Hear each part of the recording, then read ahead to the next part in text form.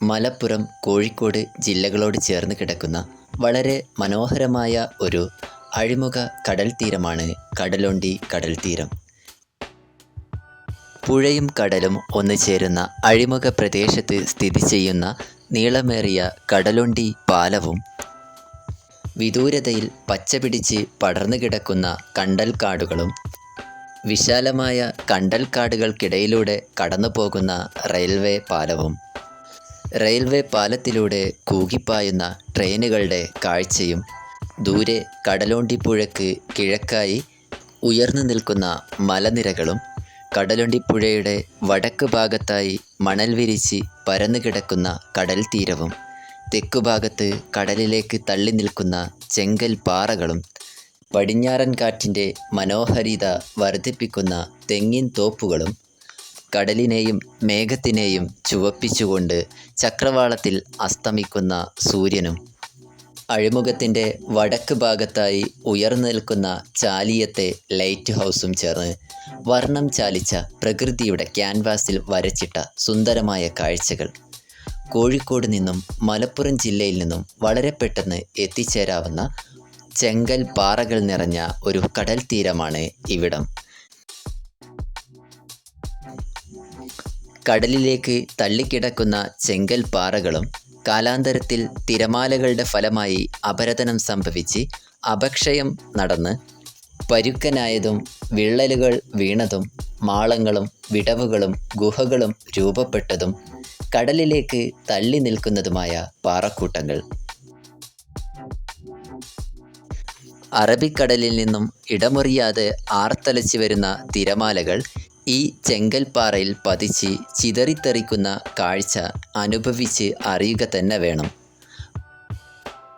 പാറക്കൂട്ടങ്ങൾക്കിടയിൽ രൂപപ്പെട്ട ഗുഹകളിലേക്കും മാളങ്ങളിലേക്കും ഇരച്ചു കയറുന്ന തിരമാലയിലെ കടൽവെള്ളം നമുക്ക് ഒരുക്കി വച്ചിരിക്കുന്നത് അപൂർവമായ അനുഭവമാണ്. പരപ്പനങ്ങാടി, ചെട്ടിപ്പടി, വള്ളിക്കുന്ന്, ഫറോക്ക് എന്നിവിടങ്ങളിൽ നിന്ന് ഇവിടേക്ക് വളരെ പെട്ടെന്ന് എത്തിച്ചേരാവുന്നതാണ്. വിശാലമായി പരന്നൊഴുകുന്ന കടലുണ്ടിപ്പുഴയും പുഴയിലെ ഡെൽറ്റ പ്രദേശവും കണ്ടൽ വനങ്ങളും ഒരുക്കുന്ന കാഴ്ചകൾ നമ്മെ മറ്റൊരു ലോകത്തേക്ക് എത്തിക്കും.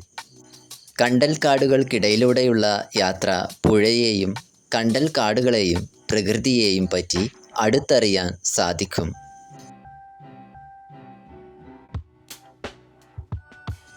വിവിധങ്ങളായ ദേശാടന പക്ഷികളുടെ ഒരു വലിയ ആവാസ കേന്ദ്രം കൂടിയാണ് ഈ ഡെൽറ്റ തീരവും കണ്ടൽ വനങ്ങളും.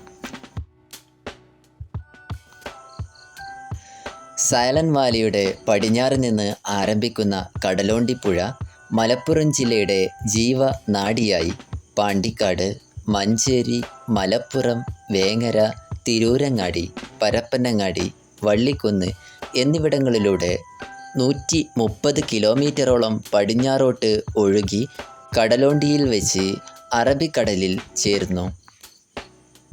ഒലിപ്പുഴയും വെള്ളിയാറും മേലാറ്റൂരിൽ വെച്ച് കൂടിച്ചേർന്നാണ് കടലുണ്ടിപ്പുഴയായി രൂപപ്പെടുന്നത്. കണ്ടൽ വനങ്ങൾ നിറഞ്ഞ ഈ സംരക്ഷിത പ്രദേശത്ത് അത്യപൂർവമായ ഒരു ആവാസ കേന്ദ്രമാണ്. നദിയും ചതുപ്പ് നിലങ്ങളും കണ്ടൽ വനങ്ങളും തുരുത്തുകളും നിറഞ്ഞ ഈ ആവാസ മേഖലയുടെ സൗന്ദര്യം അനുഭവിച്ച് അറിയേണ്ടതാണ്. പുഴയുടെ ശാന്തതയും കണ്ടൽക്കാടിൻ്റെ പച്ചപ്പും ചിതറിത്തെറിക്കുന്ന തിരമാലയുടെ ആർത്തലക്കലും സ്വർണ്ണ നിറത്തിൽ വെട്ടിത്തിളങ്ങുന്ന മണൽ പരപ്പുകളും തിങ്ങി നിറഞ്ഞ തെങ്ങിൻ തോപ്പുകളും ചേർന്ന് അസ്തമയ സൂര്യനെ സാക്ഷി നിർത്തി ഒരുക്കിവെച്ച മനോഹരമായ ചിത്രം. പ്രകൃതി ഇവിടെ ഒരുക്കിവെച്ച ഓരോ ഫ്രെയിമും പുതുമ നിറഞ്ഞതാണ്.